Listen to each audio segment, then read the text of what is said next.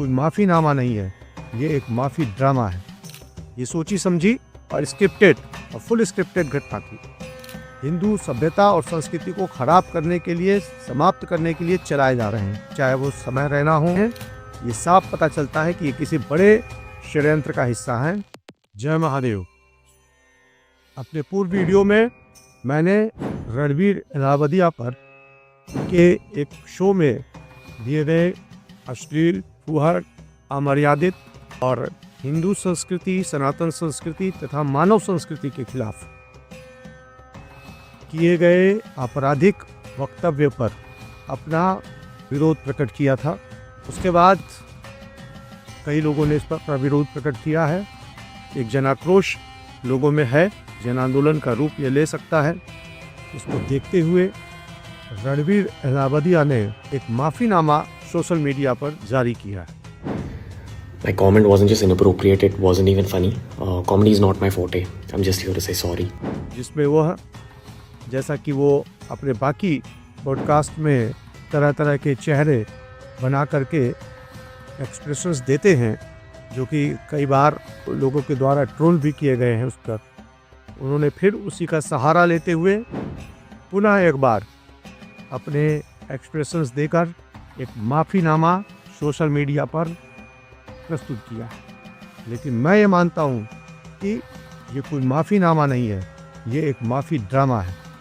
माफ़ीनामा तब दिया जाता है जब व्यक्ति को अपने किए गए कार्य पर पछतावा हो, उसके अंदर कोई आत्मग्लानि हो, कोई अपराध बोध हो, तब उसे आप मान सकते हैं कि अब वो माफ़ी मांग रहा है। लेकिन ऐसे लोग जो फुहड़ता, बेहुदेपन को अपना पेशा बनाने पे तुले हुए हैं, इनके अंदर इतनी आत्मग्लानि नहीं आ सकती, ये कभी अपराध बोध महसूस नहीं कर सकते। और ये कोई ज़बान फिसल जाने की कोई घटना नहीं थी कि आदमी, चलिए होता है, कभी हम ही लोग हैं, बहुत सारी बातें करते हैं, कभी कभी ज़बान से कुछ ऐसा निकल सकता है। ये कोई ऐसी घटना नहीं थी, ये सोची समझी और स्क्रिप्टेड और फुल स्क्रिप्टेड घटना थी। क्योंकि इस तरीके के प्रोग्राम्स सोच समझ करके एक रणनीति, एक षड्यंत्र के तहत हिंदू सभ्यता और संस्कृति को खराब करने के लिए, समाप्त करने के लिए चलाए जा रहे हैं। और ये सभी जो उसमें बैठे हुए लोग थे, चाहे वो समय रहना हो या बाकी जो बैठे थे, एक लड़की भी जो बैठी हुई थी, ये सभी जिस तरीके के फुहड़ वक्तव्य देते हैं, जिस तरीके की फुहड़ बातें वहाँ करवाते हैं, वो करते हैं, ये साफ पता चलता है कि ये किसी बड़े षड्यंत्र का हिस्सा है। और उसी में रणवीर इलाहाबादिया को भी शामिल किया गया और वो अपनी स्वेच्छा से उसमें शामिल होकर के उस षड्यंत्र में हिंदू संस्कृति और सभ्यता को बर्बाद करने के लिए कार्य करने का प्रयास करने लगे।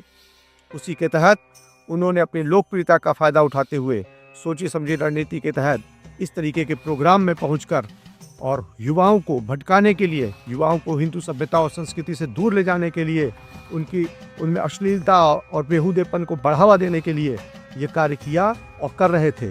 कोई अचानक से नहीं हुआ, ये पहले भी कई एपिसोड में इस तरीके की बातें करते रहे हैं। और जब उन्होंने एक सीमा तोड़ दी तो बातें हो रही हैं, ऐसा क्यों? ये तो बातें पहले ही हो जानी चाहिए थी। मैं कोई सोशल यूट्यूबर नहीं हूँ, मैं कोई सोशल मीडिया पर रहने वाला व्यक्ति नहीं, इसलिए मैंने इस पर पहले नहीं बोला। लेकिन जब अति हो गई, मैं अपनी साधना और अध्यात्म से जुड़ा हुआ व्यक्ति हूँ और मैं उसी में व्यस्त रहता।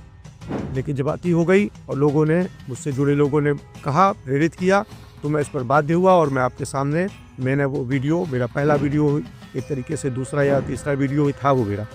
मैं अपने सनातन धर्म क्रांति परिषद की ओर से इसका विरोध करता हूं और इनके माफ़ीनामा को एक माफ़ी ड्रामा कहता हूं।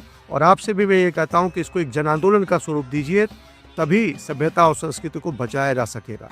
बात केवल ज़बान फिसलने की नहीं है, ऐसे शोज़ की एडिटिंग भी होती है, ऐसे शोज़ को प्रमोट करने के लिए सारी चीज़ें उसमें जोड़ी जाती हैं, घटाई जाती हैं। उस समय भी अगर इनको अपराध बोध हुआ होता तो उस समय भी बहुत कुछ हो सकता था, लेकिन ऐसा कुछ नहीं किया गया। और वहाँ पर बैठे सभी लोग तालियां बजा रहे थे। उनकी भी जांच होनी चाहिए, उन पर भी कार्रवाई होनी चाहिए, उन पर भी सोशल मीडिया की तरफ से भी कार्रवाई होनी चाहिए। और समाज को भी ऐसे लोगों को खोज करके, चिन्हित करके इनसे पूछताछ करनी चाहिए, इनसे कड़ी जवाबदेही करनी चाहिए कि आप कैसे लोग हैं, कैसे इस प्रोग्राम में गए।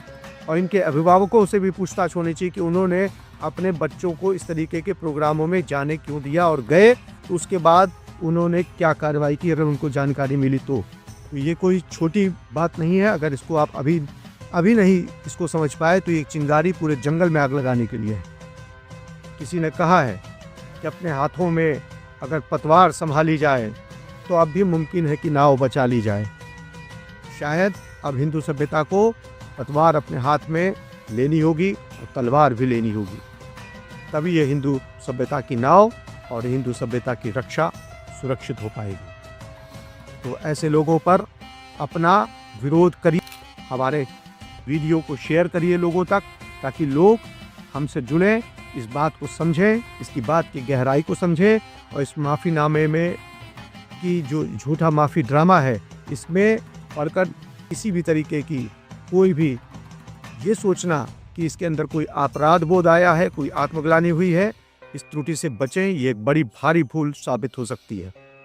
अभी भी समय है कि हम अपनी धर्म और अपने संस्कृति की रक्षा के लिए एकजुट होकर खड़े हों, और सनातन धर्म क्रांति आपके साथ सदैव है। आप ज़रूर हमसे जुड़ें, हमारे चैनल के ज़रिए भी जुड़ सकते हैं, व्हाट्सएप लिंक के ज़रिए भी जुड़ सकते हैं, और इस वीडियो को जहां तक हो सके शेयर करें, ताकि ऐसे लोगों पर एक लगाम लगाई जा सके, वो बिना सामूहिक प्रयास के संभव नहीं है। मैं एक छोटी सी संस्था चलाने से मैं इस बड़ी कार्य को नहीं कर सकता, मुझे आपकी आवश्यकता है, अतः मेरा सहयोग करें। और मुझे पूरी विश्वास है कि यदि आप सचमुच में हिंदू धर्म पर गर्व करते हैं, अपने को एक हिंदू धर्म से जुड़ा व्यक्ति समझते हैं, तो आप ज़रूर इस पर अपने विचार प्रकट करेंगे, कमेंट्स करेंगे, हमसे जुड़ेंगे, और नहीं भी जुड़ते हैं तो आप अपने व्यक्तिगत स्तर पर इस पर जो भी हो सकेगा अवश्य करेंगे।